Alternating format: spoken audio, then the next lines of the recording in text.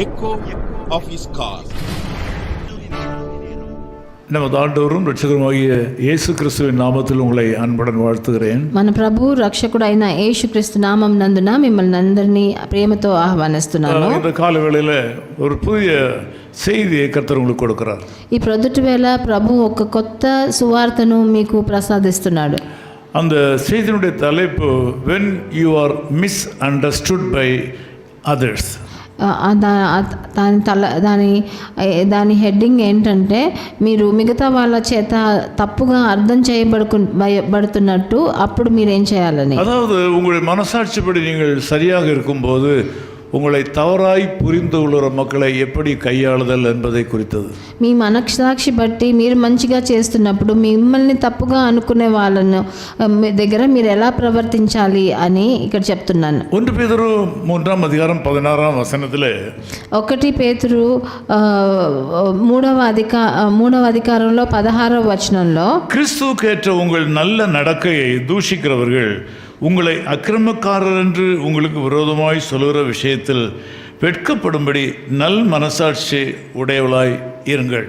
అప్పుడు మీరు దేని విషయమై దుర్మార్గులని దూషింపబడుదురో దాని విషయమై క్రీస్తు నందున్న మీ సత్ప్రవర్తన మీద అపనిందన వేయువారు సిగ్గుపడుదురు అని రాయబడి ఉన్నది. இந்த செய்தியை கொடுக்கிற நான் என்னுடைய வாழ்க்கையில் நண்பர்களை ஏராளமாக கொண்டவன்.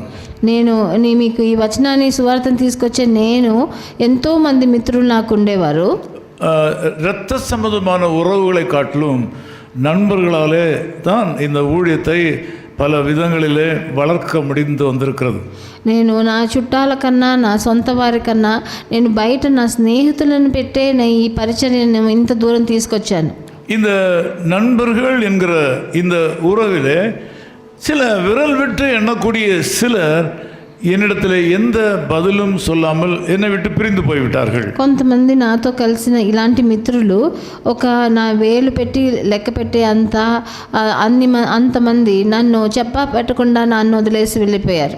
நன்றாக இருந்தவர்கள் எந்த இடத்துல மன கிளேசம் வந்தது என்று தெரியாததுனால புரிந்து கொள்ள முடியாத நிலையில் நான் சில நேரங்களில் இருக்கிறேன். నేను నా మీద ఏంటి వాళ్ళకి వాళ్ళు దేని గురించి నా మీద బాధపడ్డారు, ఎందుకు నన్ను వదిలేసి వెళ్ళిపోయారని చాలాసార్లు నేను ఆలోచించేవాడిని. கூட நெருக்கமாக இருந்தவர்கள் அப்படியே பிரிந்து போய்விடுவார்கள். నాతో చాలా ఆప్యాయంగా నాతో సొంత జనంలాగా ఉన్న వాళ్ళు స్నేహితులు ఏమి చెప్పకుండా నన్ను వదిలేసి వెళ్ళిపోయేవారు. அவர்கள் தேடினாலும் கிடைப்பதில்லை. వాళ్ళు ఎంతో వెతికినా వాళ్ళు దొరకలేదు. తర్వాత கண்டுபிடித்தாலும் அவர்கள் மறைந்து ஒளிந்து ஓடி விடுவார்கள். నన్ను ఎక్కడైనా కనిపెట్టానంటే కూడా వాళ్ళు నా దగ్గర నుంచి దాక్కొని నన్ను వదిలేసి వెళ్ళిపోతారు.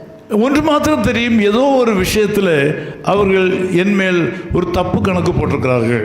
కానీ ఏదో ఒక విషయంలో నేను తెలుసుకున్నది ఏంటంటే వాళ్ళు నా మీద నన్ను తప్పుగా అంచనా వేస్తారని. நான் சொன்ன ஏதோ ஒரு அன்பின் வார்த்தை, నేను ఏదైనా ఒక ప్రేమతో ఏదైనా వాళ్ళకి ఇచ్చిన సలహా, நான் அன்பின் மிகுதினாலே செய்த சில நற்காரியங்கள், నా జీవితంలో వాళ్ళ మీద ఉన్న ప్రేమను బట్టి నేను చేసిన మంచి కార్యాలలో ఏదో వాళ్ళని దాన్ని బట్టి కూడా నన్ను వదిలేసి వెళ్ళుంటారు. సంతోషமாக இருந்த நேரத்தில் நான் சொன்ன ஒரு ஜோக் அல்லது வேடிக்கை, నేను సంతోషంగా ఉన్న ఆ పరిస్థితిలో నేను వాళ్ళకి ఏదైనా వాళ్ళ మీద మేమందరూ కలిసి హాస్యంగా మాట్లాడిన మాట ఉండొచ్చు. ஏதோ ஒரு காரணத்தினாலே ஒரு தப்பான எண்ணம் வந்திருக்கிறது என்பது திட்டமாக தெரியும்.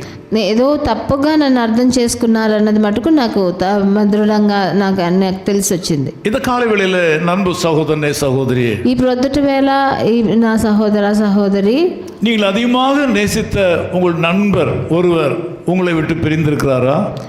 నువ్వు చాలా ఆప్యాయంగా ఉన్న ఒక స్నేహితుడు నిన్ను వదిలేసి ఉన్నాడా? நீர் அவரிடத்திலிருந்து எந்த உதவியும் எதிர்பார்க்காத நேரத்திலையும் உண்மை அவர் அவமதித்து சென்று விட்டாரா? నువ్వు వాళ్ళ దగ్గర మీరు వాళ్ళ దగ్గర నీకు ఏమైనా కావాలని నువ్వు ఆశించకన్నప్పుడు కూడా ఆయన నిన్ను వదిలేసి వెళ్ళిపోయారా? உங்கள் தனிப்பட்ட வாழ்க்கையில நீங்கள் நம்பின யாராகிலும் உங்களை விட்டு தூரமாய் போய்விட்டார்களா? మీ జీవితంలో మీ పర్సనల్ లైఫ్లో ఎవరైనా మీరు చాలా నమ్ముకున్న వాళ్ళు మిమ్మల్ని వదిలేసి వెళ్ళిపోయారా? உங்கள் நல்ல நடக்கையை அவர்கள் தப்பு கணக்கு போட்டு விட்டார்களா? మీరు మంచిగా నడిచింది కూడా వాళ్ళు తప్పుగా అంచనా వేశారా? நீங்கள் அன்பின் மிகுதினாலே உணர்ச்சி வசப்பட்டு பேசின வார்த்தைகளை தப்பாய் புரிந்து கொண்டார்களா? మీరు జీవితంలో మీరు ప్రేమతో నిండి వాళ్ళతో మాట్లాడిన మాటలను వాళ్ళు உங்களுடைய ஏதோ ஒரு குறையை கண்டுபிடித்து உங்களை அக்கிரமக்காரன் என்று உங்கள் மேல் பழி சுமத்தி ஒன்று விட்டு தப்பித்து விட்டார்களா? మీ మీద ఉన్న ఒక చిన్న తప్పును బట్టి మిమ్మల్ని వదిలేసి వెళ్ళిపోయారా? இன்னைக்கு ஆண்டவரிடத்தில் ஒரு பதில் இருக்கிறது. ఈ రోజు ప్రభు దగ్గర ఒక బదులు ఉంది, జవాబు. நல்ல నన్బర్களை இழக்கும்போது நாம் கவலைப்படுகிறோம். మంచి స్నేహితులని మనం కోల్పోయేటప్పుడు మనం బాధపడుతుంటాం. நல்ல நண்பர்கள் நம்மை விட்டு பிரிந்து போகும்போது தூக்கத்தை இழக்கிறோம். మంచి స్నేహితులు మనం వదిలేసి వెళ్ళిపోయేటప్పుడు మనము మన దుఃఖాన్ని మనం అనుభవిస్తుంటాము. என்னுடைய நண்பர்கள் சிலர் என்னை விட்டு போன வேளையில எனக்கு தூக்கமில்லாத இரவுகள் பல இருந்தன. నా స్నేహితులు నన్ను వదిలేసి వెళ్ళిపోయినప్పుడు నాకు ఎన్నో రాత్రులు నిద్ర పట్టలేదు. என் இதய துடிப்பு மாறிவிட்டது. నా హృదయంలో నా హార్ట్ బీట్ కూడా అలాగా మారిపోయినది. என்னுடைய சிந்தனையில இனிமேல் யாருக்கும் உதவி செய்யக்கூடாது என்கிற ஒரு முடிவு கூட சில நேரங்களில் வந்திருக்கிறேன். నేను ఇంక నుంచి ఎవరికి సహాయం చేయకూడదన్న ఒక తీర్మానానికి కూడా నేను వచ్చాను. இது ஆண்டவருடைய பிரசன்னத்திலே கொண்டு போகிறேன். ఇది నేను ప్రభు దగ్గరికి సన్నిధికి తీసుకెళ్ళాను. நான் நேசித்தேன், నేను వాళ్ళ మీద ప్రేమ చూపించాను, நல்லதை நினைத்தேன், మంచిగా నేను ఆలోచించాను. எவ்வளவோ கோபுரங்களை மனதிலே கட்டினேன். నేను వాళ్ళ గురించి ఆలోచనలు నా మనసులో పెట్టుకున్నాను. ஆனால் கிறிஸ்துவுக்குள்ளாக இருந்த என்னுடைய நல்ல நடக்கையை தூஷிக்கிறார்கள். కానీ ప్రభునందు నా నడకను వాళ్ళు తప్పుగా అంచనా వేశారు. என் அக்கிரமக்காரன் நினைக்கிறார்கள். నేను అక్రమం చేసేవాడను అని అనుకున్నారు. நான் என்ன செய்வதென்று ஆண்டவரிடத்தில் கேட்கும்போது, నేను ఏం చేయాలి అని ప్రభు దగ్గర అడిగినప్పుడు உங்களுக்கு சேர்த்து ஆண்டவர் சொல்லுகிற ஒரு செய்தி, మీకు కూడా కలిసి ప్రభు చెప్పే ఈ వార్త ఏంటంటే, கிறிஸ்துவுக்கு ஏற்ற உங்கள் நல்ல நடக்கையை தூஷிக்கிறவர்கள் உங்களை அக்கிரமக்காரர் என்று உங்களுக்கு விரோதமாய் சொல்லுகிற விஷயத்தில் வெட்கப்படும்படிக்கோ நல் மனசாட்சி உள்ளவர்களாயிருங்கள். అప్పుడు మీరు దేని విషయమై దుర్మార్గులని దూషింపబడుదురో దాని విషయమై క్రీస్తునందు మీ సత్ప్రవర్తన మీద అపనింద వేయువారు సిగ్గుపడేలాగా ఆయన చేస్తాడు. வாழ்க்கையின் சில ருசிகரமான சம்பவங்கள் அல்லது மிக ஆழமாக சிந்திக்கக்கூடிய காரியங்களை வெளியில சொல்லி நியாயம் பேச முடியாது. కొన్ని విషయాలు మనం చాలా లోతుగా ఆలోచించే విషయాలు మనం బయట చెప్పి దానికోసం మనం న్యాయ విచారణ జరపలేము. உறவின் சக்தி மிகைப்படும் போது பல சம்பவங்கள் பல வார்த்தைகள் வருவது இயற்கை. మనం ఒక సంబంధంలో మన ఎంతో ముఖ్యమైన వాళ్ళని అనుకున్నప్పుడు உங்கள் வாழ்க்கையில் உங்களை யாராகிலும் நீங்கள் செய்யாத காரியத்தை மனதில் வைத்து உங்களை அக்கிரமக்காரர் என்று உங்களை விட்டு விலகிவிட்டார்களா? మీ జీవితంలో మీరు చెయ్యని తప్పుకి ఎవరైనా మిమ్మల్ని అక్రమం చేశావు, నాకు మోసం చేశావు అని చెప్పి ఎవరైనా నేను వదిలేసి వెళ్ళిపోయారా? உண்மையிலே நீங்கள் தவறு செய்யவில்லையா? మీరు తప్పు చేయలేదా? நீங்கள் தவறே செய்யவில்லையா? మీరు ఏ తప్పు చేయలేదా? தவறு என்று சொல்லப்படும் போது, తప్పు అని చెప్పినప్పుడు அவர்களுக்குரியதை நீங்கள் பிடுங்கிக் கொள்ள முயற்சித்தீர்களா? వాళ్ళకున్న విషయాన్ని మీరు తీసుకున్నారా? அவர்களுக்குரிய உரிமையை நீங்கள் பறித்துக் கொள்ள முயற்சித்தீர்களா? వాళ్ళకున్న అధికారాన్ని వాళ్ళకి ఉన్న బాధ్యతని మీరు తీసుకున్నారా? அவளுக்குரிய உடமையை பறித்துக் கொள்ள முயற்சித்தீர்களா? వాళ్ళ వస్తువులు ఏమన్నా మీరు తీసేసుకున్నారా? அவருடைய நலனை நீங்கள் பறித்துக் கொள்ள முயற்சித்தீர்களா? వాళ్ళకి జరిగిన మంచిని వాళ్ళ దగ్గర నుంచి తీసేసుకున్నారా? ஏதோ ஒரு இடத்தில் கெடுதலான எண்ணத்தோடு நீங்கள் அவளுக்கு தீமை செய்தது உண்டா? ఎవరికైనా చెడు జరగాలని మనసులో ఆశించి వాళ్ళకి చెడు చేశారు. இன்றைக்கு கர்த்தருடைய ஆவியானவர் பேசும்போது காதுள்ளவர்கள் கேட்க கடவீர்கள். ఈ రోజు పరిశుద్ధాత్మ దేవుడు మీతో మాట్లాడినప్పుడు చెవులు ఉన్నవారు వినాలని ఆలకించాలని మేలుకోండి. நீங்கள் அப்படி செய்திருந்தால் நீங்கள் குற்றம் செய்திருக்கிறீர்கள். అలా చేసినట్టయితే మీరు తప్పకుండా మీరు వాళ్ళకి ద్రోహం చేశారు. பொருளை ఇచ్చిத்தல், ఇంకోరి వాళ్ళ విషయాలని వాళ్ళ వస్తువులని మన ఆశ, பிறர் பொருளை திருடுதல், వాళ్ళ విషయాలని మీరు దొంగలించడం, அவருடைய உரிமையை பறித்தல், వాళ్ళకున్న అధికారాన్ని మీరు తీసుకోవడం, அவருடைய உறவை இல்லாமல் ஆக்குதல், వాళ్ళని ఏమీ లేకుండా చేయడం. இது ஏதாயிலும் நீங்கள் செய்திருந்தால், మీరు ఇలాంటివి ఏమన్నా చేసుంటే நீங்கள் ஆண்டவரிடத்தில் மன்னிப்பு கேட்க வேண்டும். మీరు ప్రభు దగ్గర మీరు క్షమాపణ అడగాలి. அவரிடத்தில் மன்னிப்பு கேட்க வேண்டும். వాళ్ళ దగ్గర కూడా క్షమాపణ అడగాలి. நீங்கள் நல் மனசாட்சி உள்ளவர்களாக உங்களை காத்துக்கொள்ள வேண்டும். మీరు మంచి మనసాక్షిని మీరు కాపాడుకోవాలి. உங்களை அக்கிரமக்காரர் என்று சொல்லுகிற மக்கள் மத்தியிலே మీరు అక్రమం చేసేవారని చెప్పే మనుషుల మధ్యలో அவர்கள் வெட்கப்படும்படிக்கு వాళ్ళు సిగ్గుపడేలాగా பொறுமையாக మీరు తప్పకుండా నిదానంగా கால அவகாசம் எடுத்து కొంచెం కాలం తీసుకుని உங்கள் நல் மனசாட்சி அவளுக்கு ரூபகாரப்படுத்த வேண்டும். మీ మంచి మనసాక్షిని వాళ్ళకి వివరించాలి. நீங்கள் நல்லவள் என்று அவளுக்கு தெரிவிக்க வேண்டும். మీరు మంచివారని వాళ్ళకి తెలియజేయాలి. நீங்கள் தவறு செய்யாதவர்கள் என்பதை காண்பிக்க வேண்டும். మీరు తప్పు చేయలేదని వాళ్ళకి చూపించాలి. கிறிஸ்துவுக்கேற்ற உங்கள் நல்ல நடக்கையை தூஷிக்கிறவர்கள் உங்களை அக்கிரமக்காரர் என்று உங்களுக்கு விரோதமாய் சொல்லுகிற விஷயத்தில் வெட்கப்படும்படி நல் மனசாட்சிகளோடு இருங்கள். మీరు క్రీస్తునందు వాళ్ళు మంచి చేసినప్పుడు సత్ప్రవర్తన మీద వాళ్ళు అపనింద వేయినప్పుడు వాళ్ళు సిగ్గుపడేలాగా మీరు మంచి మనసాక్షిని మీరు బట్టి ఉండాలి. పழிக்கு పழி வாங்காதீர்கள். వాళ్ళకు పగ తీర్చుకోవాలని అనుకోకండి. தீமைக்கு எதிர்த்து நிற்காதீர்கள். వాళ్ళు చేసే తప్పు వాళ్ళు చేసే మీ చెడుకి మీరు ఎదిరించి నిలబడకండి. நியாயம் பேச அவசரப்படாதீர்கள். వాళ్ళతో న్యాయం మాట్లాడాలని మీరు అవసరపడకండి. இந்த காலையிலே தேவன் இந்த செய்தியினால் உங்களை சந்திக்கிறார். ఈ ప్రొద్దుట వేళ ఈ వచనాన్ని బట్టి మిమ్మల్ని இது இன்றைக்கு தேவையா என்று நீங்கள் கேட்கலாம். ఇది నాకు కావాల్సిందా అవసరమా అని అడగొచ్చు. ஏராளமான மக்கள் தங்களுடைய நண்பர்களுடைய உறவு முறிந்து போனதுனாலே தற்கொலைக்கு ஆயத்தமாய் கொண்டிருக்கிறார்கள். ఎంతో మంది జనులు వాళ్ళ స్నేహితులతో వాళ్ళ సంబంధం విడిపోయినందున వాళ్ళు చాలా మంది ఆత్మహత్య చేయాలని కూడా మనసులో అనుకుంటారు. அன்பு சகோதரனே சகோதரியே, ప్రియ సహోదర సహోదరి, நீ அதிகமாய் நேசித்த ஒருவரை கைவிட்டதுனாலே மனம் கசந்து செத்து போகலாம் என்று நினைக்கிறாயா? నువ్వు ఎంతో ప్రేమించిన వాళ్ళు నిన్ను వదిలేసినారు కాబట్టి నువ్వు ఆత్మహత్య இந்த చేసుకోవాలనుకుంటున్నావా? செய்தி ஆண்டவர் உனக்காக அனுப்புகிறார். ఇది నీ కోసం వచ్చిన విశేషమైన సువార్త. பல்லாயிரக்கணக்கான மக்களுக்கு இந்த செய்தி உபயோகமற்றதாக இருக்கலாம். చాలా ఎంతో వేల మందికి ఈ వచనం అది ఉపయోగం లేనిదే ఉండొచ్చు. உலகத்தின் ஏதோ ஒரு கடைகோடியில் இருக்கிற ஒரு மனுஷனுடைய வாழ்க்கையில இன்னைக்கு ஆண்டவர் பேசிக் கொண்டிருக்கிறார். కానీ ఎక్కడో లోకంలో మూలలో ఉన్న ఒక మనిషితోనో ఒక ఆడమ్మాయితోనో మగాయనతోనో ప్రభు ఈరోజు నేను మాట్లాడుతున్నాడని నమ్ముతున్నాను. உறவை இழப்பது என்பது தாங்கக்கூடாத கஷ்டம். ఒక సంబంధాన్ని కోల్పోవడం అన్నది ఒక ఎంతో తట్టుకోలేని కష్టం. இந்த செய்தியை பிரசங்கிக்கிற நான் கூட என்னுடைய நண்பர்கள் சிலரை இழந்த நேரங்களிலே எத்தனையோ நாட்கள் தூங்காமல் சாப்பிட முடியாமல் கஷ்டப்பட்டிருக்கிறேன். నేను కూడా ఇక్కడ నిలబడి మాట్లాడే నేను కూడా ఎంతో ఒక ముఖ్యమైన మిత్రులని కోల్పోయి అన్నం తినకుండా నిద్ర లేకుండా ఎంతో కష్టపడిన రోజులు ఉన్నాయి. ఎకారణం కూడా సమాధానத்துக்கு வரமாட்டேன் என்று சொன்னாலும் ఎంత చెప్పినా మన హృదయ నెమ్మది కలగదు. அவருடைய விஷயத்தில் நல் మనసాட்சியோடு இருக்கும்போது ఆయన వాళ్ళ విషయమై మంచి మనసాక్షిని కలిగిన వారు பரிசுத்த ஆவியானவர் அற்புதம் செய்வார். పరిశుద్ధ ఆత్మ మనకు అద్భుతాలు చేస్తారు. இழந்து போன உறவுகள் திரும்ப வரும்.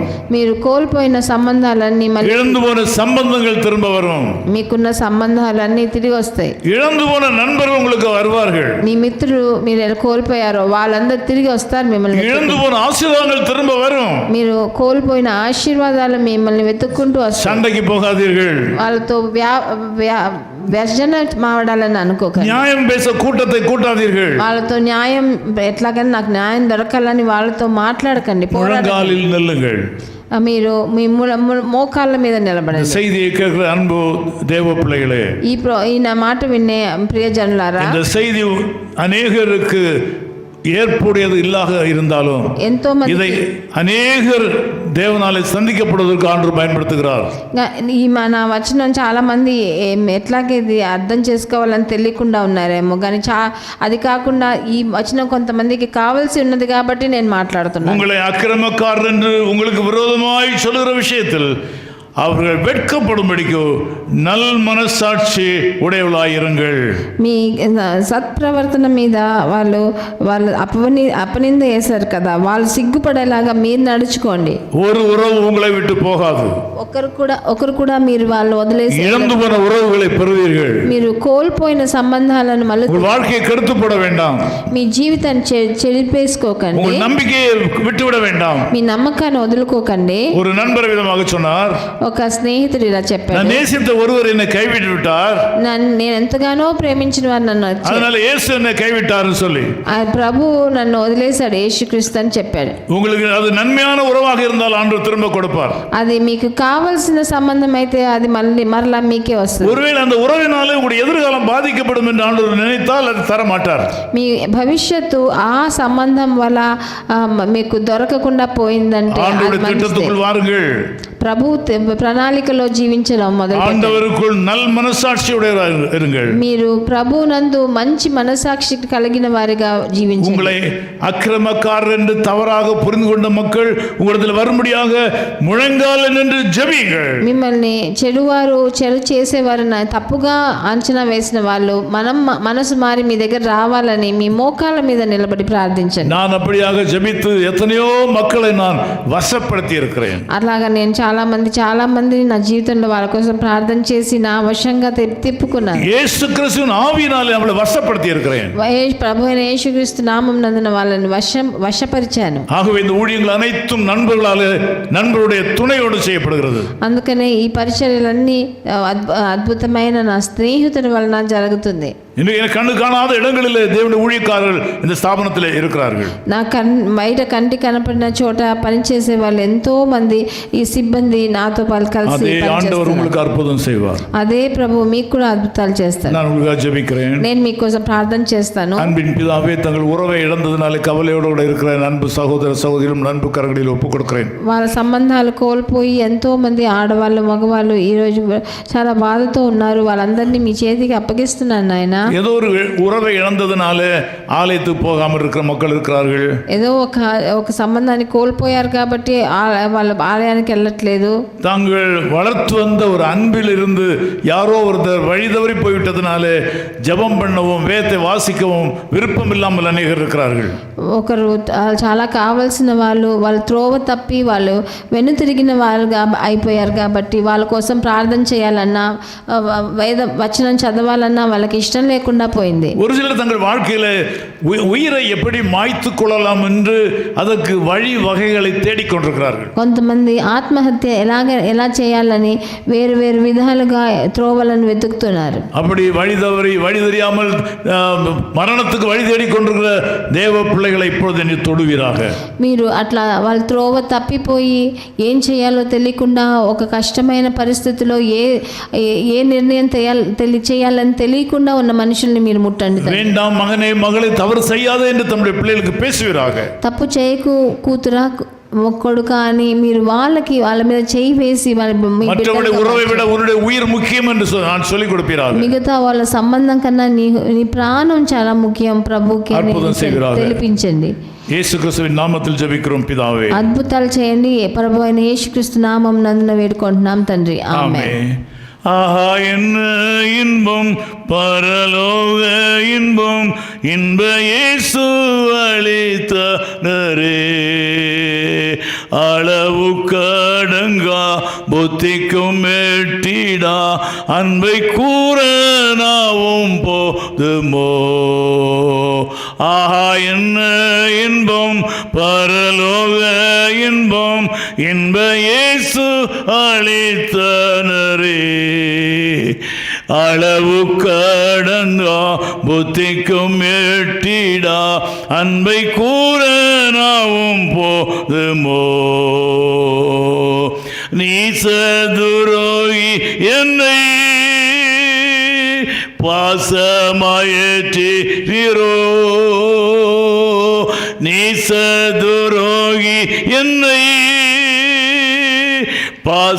பாசமாயேற்றீரோ, நீர் பாவமுளை நின்றே